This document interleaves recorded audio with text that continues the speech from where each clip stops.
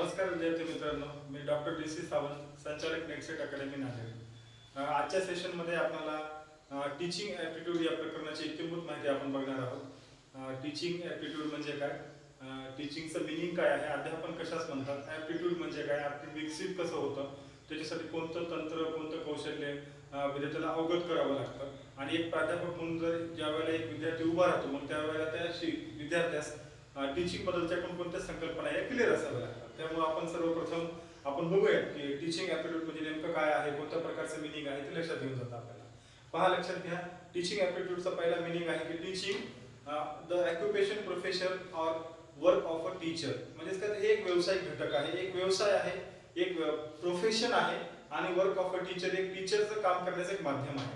म्हणजे शिक्षकांना शिकवण्यासाठीची प्रक्रिया करण्याची जे काही प्रोसेस चालते ती प्रोसेस अध्यापनाच्या माध्यमातून चालते, त्याच टीचिंग असं म्हणता येतं. याचा सेकंड पॉइंट आहे ज्यास आपल्याला म्हणता येते की ideas or principle thought by an authority. आता पहा की शिकवण्यासाठीची जी काही तत्वे आहे, जे काही ऑथॉरिटी आहे ते कोणाला आहे, तर प्राथमिक स्तरावर शाळांना आहे, माध्यमिक स्तरावर, उच्च माध्यमिक स्तरावर आहे.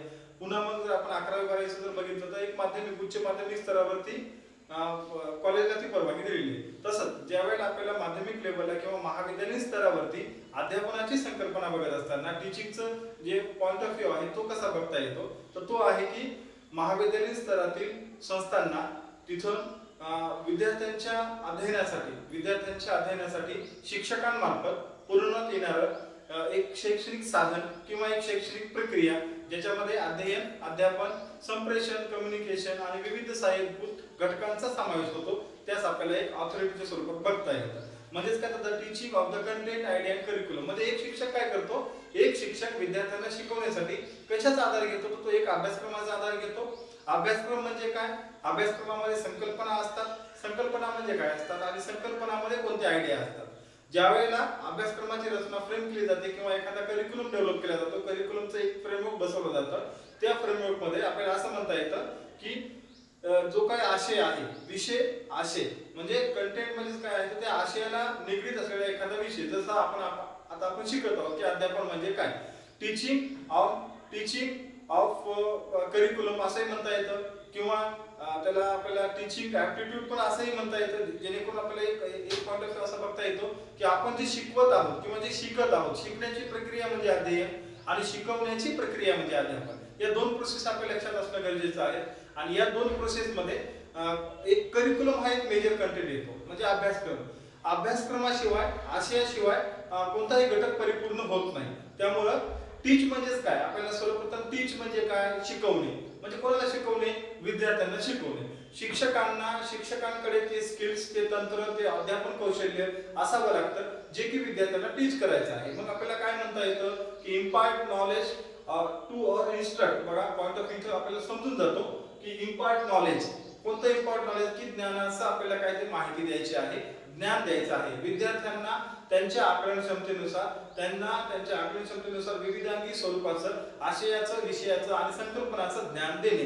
पहा, आणि इन्स्ट्रक्ट करणे. इन्स्ट्रक्ट म्हणजे काय, आपल्याला असं म्हणता येते की त्याच्यामध्ये रुजवण्याची प्रक्रिया, ज्ञान ग्रहण करण्याची प्रक्रिया अध्यापनाच्या माध्यमातून शिक्षक करत असतो आणि विद्यार्थी अध्ययनाच्या माध्यमातून तो ज्ञान ऍक्सेप्ट करत असतो. म्हणजेच काय, त्याला असं म्हणता येतं की how to do something or give information about instruction, subject and skill. म्हणजे एखाद्या विषयाचं, एखाद्या तंत्राचं, एखाद्या संकल्पनेचं, एखाद्या कंटेंटचं, एखाद्या आशयाचं, इव्हन अभ्यासक्रमाचं ज्ञान विद्यार्थ्यांना देण्याची एक सुव्यवस्थित प्रक्रिया म्हणजेच आपल्याला अध्यापन असं म्हणता येतं.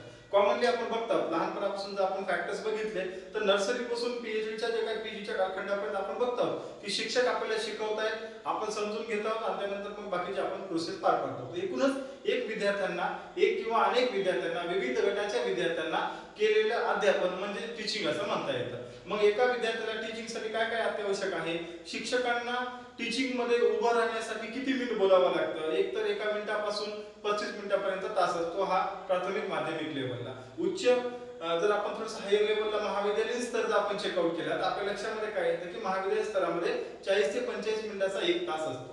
म्हणजेच काय, तर प्राध्यापकाला ज्या वेळेला तो एक शिक्षक सेपरेट क्वालिफिकेशनच्या नंतर वर्गामध्ये उभा राहतो एक विषय शिकवण्यासाठी, जो त्याचा पीजीचा विषय असतो, त्यावेळेला त्या शिक्षकांना टीचिंगच्या मिनिमम कन्सेप्ट माहित असेल. टीचिंग म्हणजे काय, टीचिंग कुठं केलं जातं, टीचिंग काय केलं जातं, अध्यापनाच्या बेसिक कन्सेप्टमध्ये मग विद्यार्थ्यांच्या कोणत्या बौद्धिक क्षमतेनुसार, लर्निंग क्षमतेनुसार टीचिंगचे कोणते उदाहरण दिले पाहिजे, कोणत्या मेथड्स वापरल्या पाहिजे, किती मिनिटाचं टीचिंग असतं आणि विद्यार्थ्यांना समजून घेण्यासाठी कोणकोणते महत्त्वाचे घटक असतात.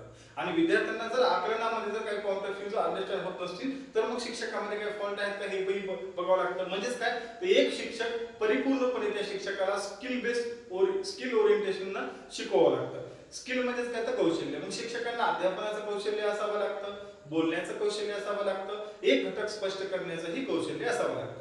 म्हणजे मग आपल्याला असं म्हणता येते की टीचिंग म्हणजे एक सामान्यपणे आपल्याला एक जनरल फॉर्मॅटमध्ये असं म्हणता येतं की सर्वसामान्यपणे महाविद्यालयीन स्तरावरील विद्यार्थ्यांना, पीजीच्या किंवा यूजीच्या विद्यार्थ्यांना प्रमाणित शिक्षकाकडून, प्रमाणित हा शब्द का वापरतो मी, त्याला प्रमाणित पण म्हणता येतं किंवा क्वालिफाईड पण म्हणता येतं, कारण विदाउट क्वालिफिकेशन टीचिंगची परवानगी मिळत नाही.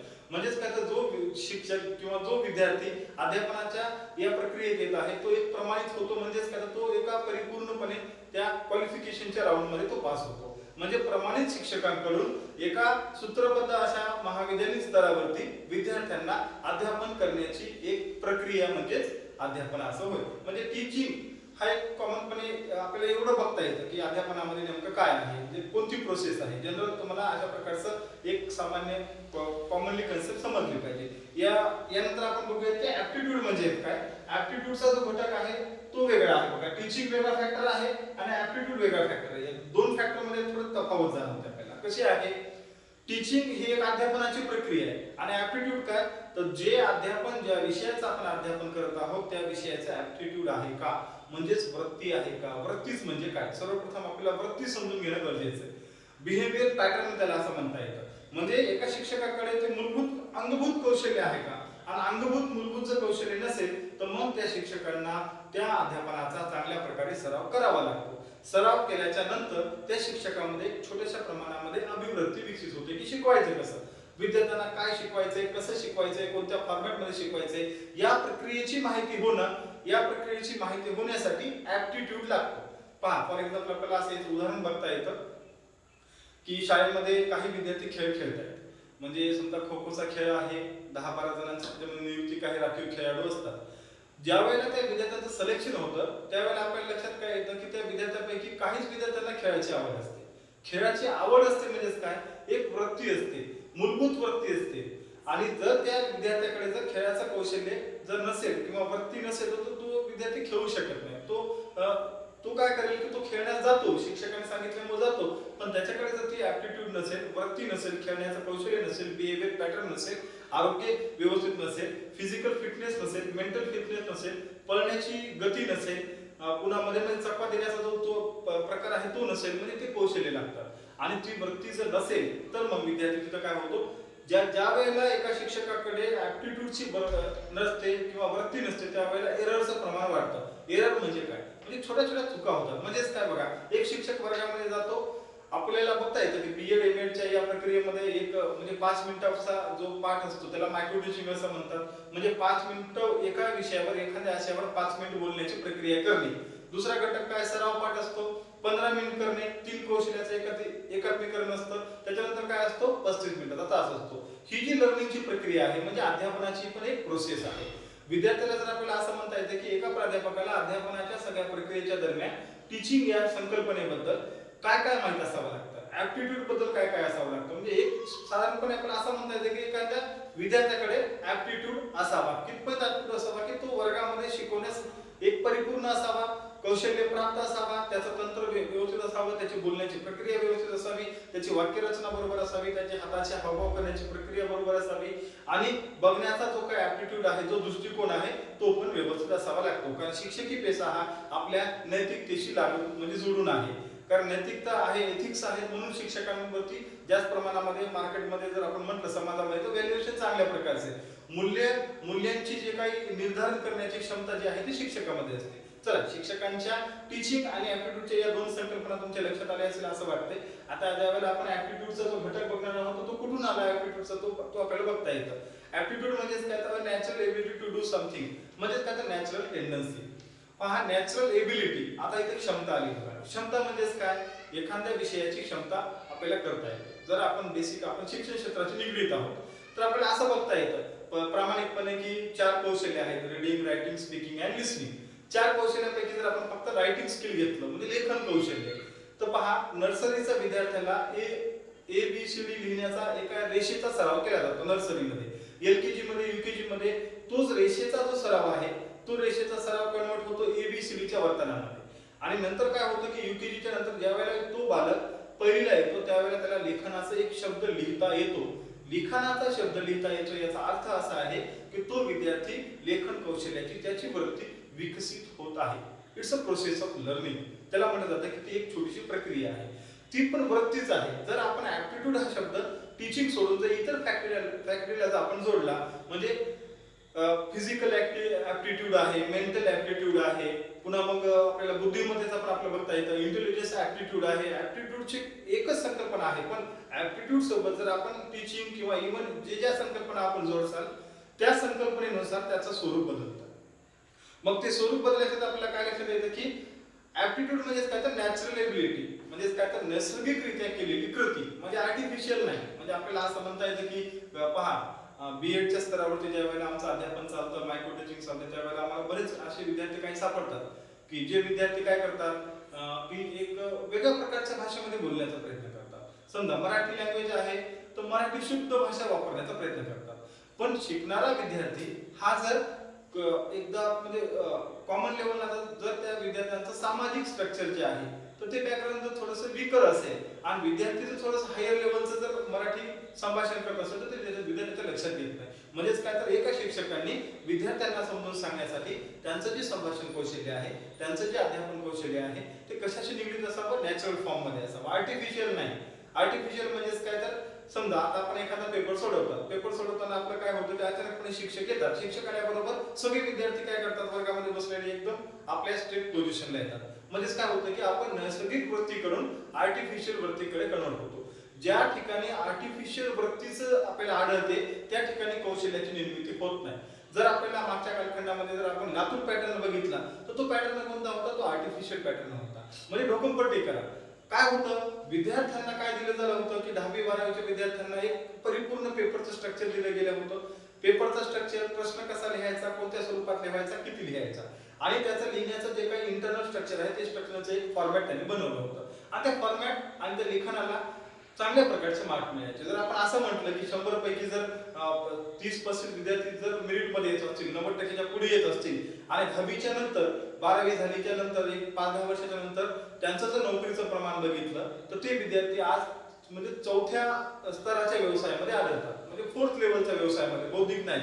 त्याचं कारण काय की त्यांनी अंडरस्टँडिंग फॅक्टरचा नाही विचार केला. त्यांनी कोणत्या फॅक्टरचा विचार केलेला आहे, त्यांनी फॅक्टरचा काय नॅचरल फॅक्टरचा विचार न करता आर्टिफिशियल ढोकंपट्टी त्याला आपण म्हणतो, रॅटिफिकेशन त्याला आपण म्हणतो, त्या प्रकारामध्ये ते गुंतलेले होते. म्हणजे आपल्याला ऍप्टिट्यूड कसा बघायचा की तो नॅचरल असावा. म्हणजे पहा आपण इथून चालतो आहोत, आपण बोलतो आहोत, म्हणजे एकदम नॅचरल असावं. म्हणजे आपण कॉमनली समजा काय होतं की एका ठिकाणी ते रॅप वगैरे तसा प्रकार नाही.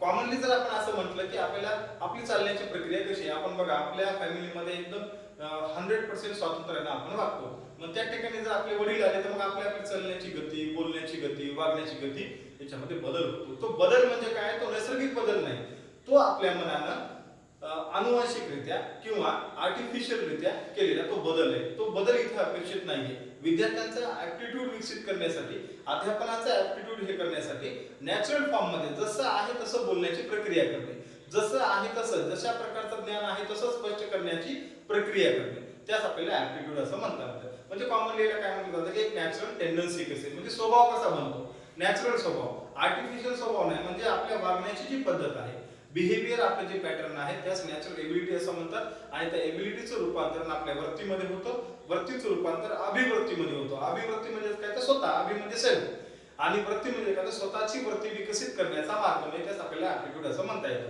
आता हा शब्द कुठून आला याचा जर आपल्याला अर्थ बघायचा असेल तर तो अर्थ कसा आहे की a natural ability to do something or natural tendency, हा त्याचा एक मिनिंग आहे. जनरल आपण फॉर्मॅट जर बघितलं तर त्याचं ओरिजिन काय आहे, त्याचं लेट लॅटिन ओरिजिन आहे. लेट लॅटिन मध्ये त्याला अप्पस म्हटलं जातं. लेट लॅटिन मध्ये त्याच्यानंतर काय आहे की ऍप्टिट्यूडो होतं. ओल्ड फ्रेंच मध्ये त्याला ऍप्ट असं म्हटलं जातं आणि लेट मिडल इंग्लिश मध्ये ऍप्टिट्यूड हा शब्दप्रयोग आला. मग ऍप्टिट्यूड हा लेट मिडल इंग्लिश का परिपूर्ण शब्द आहे, त्यामुळे त्या शब्दाचं ओरिजिन असं आपल्याला बघता येतं. तुम्हाला याच्यामध्ये ज्यावेळेला नॉलेज लेवलचा प्रश्न सेगमेंटच्या या प्रक्रियेमध्ये येतो त्यावेळेला लक्षात येतं की याच्यावरती कसा प्रश्न यायचा. अगोदर नॉलेज लेवलचा प्रश्न फार हाय लेवलचे प्रश्न नसतात. जर म्हटलं तर अगोदर कसं होतं की ऍप्टिट्यूडचं मिनिंग कुठून आला, कोणत्या भाषेतून त्याची युक्ती झालेली आहे, ऍप्टिट्यूडचा मूळ शब्दाचा अर्थ कोणत्या भाषेतून आलेला आहे, कोणत्या फ्रेंच आहे का, ब्रिटिश आहे, इंडियन आहे का, अमेरिकन आहे, तर असा शब्दप्रयोग अगोदर विचारायचे. पण हा फार सिंपल लेवल प्रश्न झाला, एकदम साधा.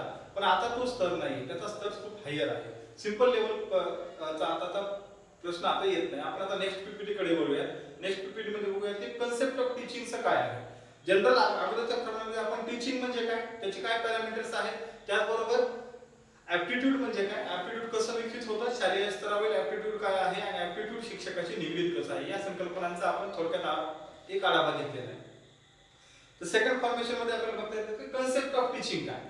कन्सेप्ट ऑफ टीचिंग आपल्याला काय म्हणता येतं की अध्यापनाची संकल्पना काय. आता अध्यापनाची संकल्पना म्हणजे आपल्याला काय म्हणता येतं पाहिलं की education is important for preservation and transmission of cultural preparation for a vocation. या एका वाक्याच्या शब्दप्रयोगामध्ये आपल्याला सगळं कळून जातं की शिक्षण ही एक खूप महत्त्वपूर्ण संकल्पना आहे. प्रिझर्वेशन अँड ट्रान्समिशन म्हणजे काय, त्याचं संवर्धन केलं जातं, ज्ञानाचं संवर्धन केलं जातं अध्यापनाच्या माध्यमातून, पुन्हा बिहेवियर पॅटर्न मध्ये आपल्या वागण्याच्या माध्यमातून. त्याच्यानंतर आपण बघितलं तर transmission of a cultural preparation. बघा शालेय स्तरावरील, महाविद्यालय स्तरावरील एक वेगळ्या प्रकारचे कल्चरल ऍक्टिव्हिटी त्याच्यामध्ये शेवटच्या टप्प्यामध्ये होतात. किंवा अशा प्रकारची एक रचना जी की स्पेसिफाईड व्होकेशन मध्ये केली जाते. व्होकेशन म्हणजेच काय, महाविद्यालय स्तरावरती व्होकेशनचा अर्थ असा आहे की तो कोर्स 3 वर्षाचा आहे का 2 वर्षाचा आहे. 3 वर्षाचा कोर्स असेल तर तो यूजी लेवलचा असेल, 2 वर्षाचा असेल तर तो पीजी लेवलचा असेल, त्यास व्होकेशन असं म्हणतात. आणि त्या व्होकेशन मध्ये जर आपण त्याचे सिमिलर सब पार्ट्स मध्ये गेलो तर मग त्याच्यामध्ये काय आहे तर सेमिस्टर सिस्टम आहे. म्हणजेच काय, तर एका वर्षातल्या 12 महिन्यांपैकी 6 महिन्याची 2 सेमिस्टरची रचना करणे, त्याला आपलं काय म्हटलं जातं, इट्स अ व्होकेशन. त्यानंतर आहे का proper definition of teaching should be. आता आपण याची डेफिनेशन बघूया, त्याची डेफिनेशन काय आहे. डेफिनेशन ऑफ टीचिंग याच्यामध्ये आपल्याला 4 इंडिकेटर्स आहेत, बेसिक इंडिकेटर्स आहेत की ते त्याच्यामध्ये इन्क्लूड होतात. त्याच्यातला पहिला इंडिकेटर आहे identified whether teaching is a process or a product. पहा, त्याच्यातला पहिला सगळ्यात महत्त्वाचा मुद्दा आहे की टीचिंग इज अ प्रोसेस. अध्यापनाची ही एक प्रक्रिया आहे आणि त्या प्रक्रियेबरोबर ऑर अ प्रोडक्ट. प्रोडक्ट कधी झालं, ज्या वेळेला 1991च्या नंतर शिक्षणाचं बाजारीकरण झालं, शिक्षणाचं खाजगीकरण झालं, त्या टप्प्यामध्ये शिक्षणाच्या बाजारीकरणाच्या टप्प्यामध्ये तो एक प्रोडक्टच्या स्वरूपात आलेला आहे. म्हणजे आताच आपण करंट सिच्युएशनला जर बघितलं तर काय आढळतं आपल्याला की इंग्रजी माध्यमाच्या जे काही शाळा आहेत किंवा व्यावसायिक जे काही वेगवेगळ्या फॅकल्टीज आहेत, त्याच्यामध्ये कॉम्प्युटर येतं, एज्युकेशन येतं, त्याच्यामध्ये पुन्हा मग इंजिनिअरिंग फॅकल्टी येते, फॅशन डिझाईन येते, अशा खूप कोर्सेस आहेत. अशा असंख्य कोर्सेसमध्ये जर आपण बघितलं तर आपल्या लक्षामध्ये काय येतं की तो एक प्रोडक्ट झालेला आहे. आणि त्या प्रोडक्ट मध्ये काय होतं की टीचिंगची एक प्रोसेस चालते. टीचिंगची कोणती प्रोसेस चालते, identify whether teaching is a process of product. म्हणजे आपल्याला ओळखता आलं पाहिजे की आपण कुठे शिकवतोय.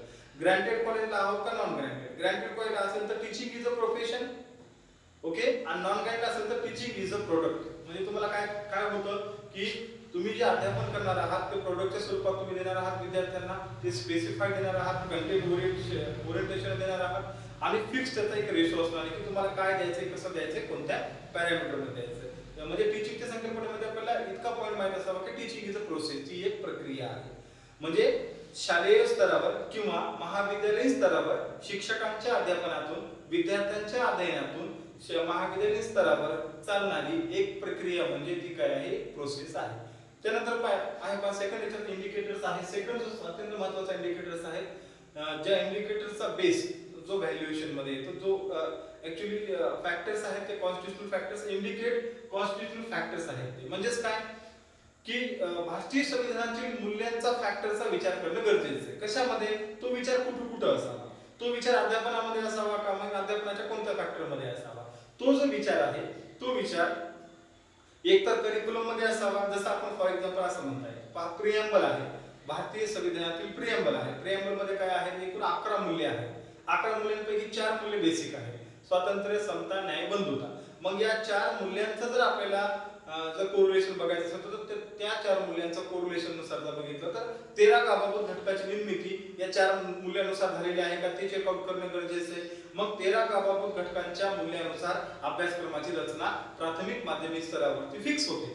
मग त्यावेळेला इंडिकेट कॉन्स्टिट्यूशनल फॅक्टर्स म्हणजे समजा एक विद्यार्थी एक शिक्षक वर्गामध्ये अध्यापन करतोय. फॉर एक्झाम्पल विज्ञानचा शिक्षक आहे जो की वर्गामध्ये अध्यापन करतोय, शिकवतोय.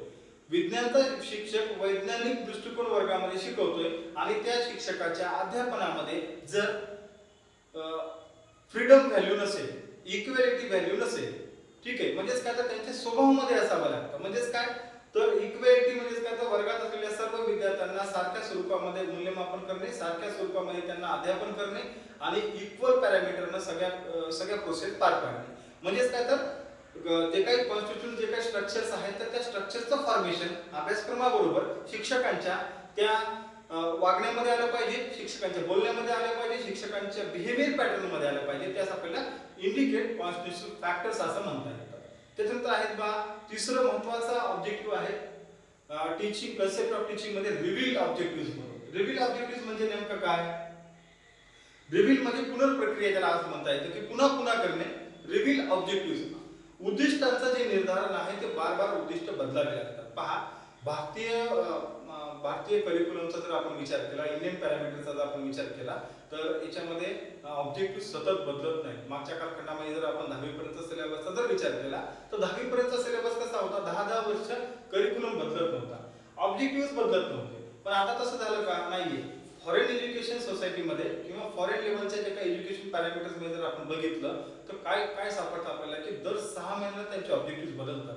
कारण तंत्रज्ञान आहे एवढे म्हणजे आधुनिक एवढे फॅक्टर्स आता इन्क्लूड होत आहेत करिक्युलम मध्ये की ते फॅक्टर इन करणं गरजेचं आहे.